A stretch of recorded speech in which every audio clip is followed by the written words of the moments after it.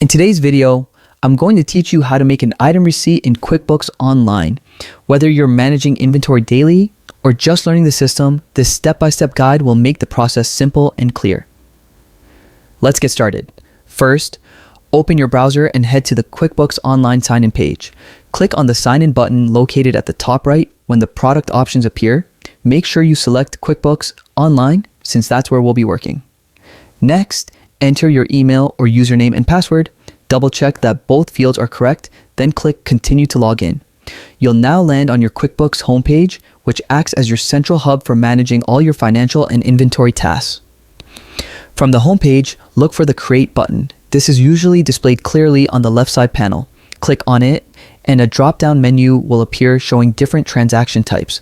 Scroll toward the section labeled Other. Under this section, find and select Inventory Quantity Adjustment. This is the form QuickBooks uses to record incoming items and update your stock levels, which serves as your item receipt once you're on the Inventory Quantity Adjustment screen. It's time to enter the product you received.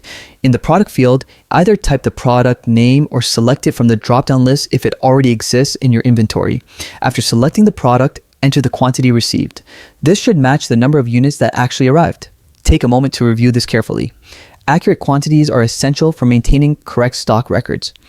If needed, you can also add details such as a memo or vendor reference, which helps you track where the items came from or why the adjustment was made. Once everything looks accurate, go to the bottom of the page and click Save and Close. This will update your inventory records and complete the item receipt process. And that's it. Creating an item receipt in QuickBooks Online is quick and straightforward once you know where to navigate. Maintaining updated records ensures your business runs smoothly, especially when managing stock levels. Thanks for watching, and I'll see you in the next tutorial. Happy bookkeeping!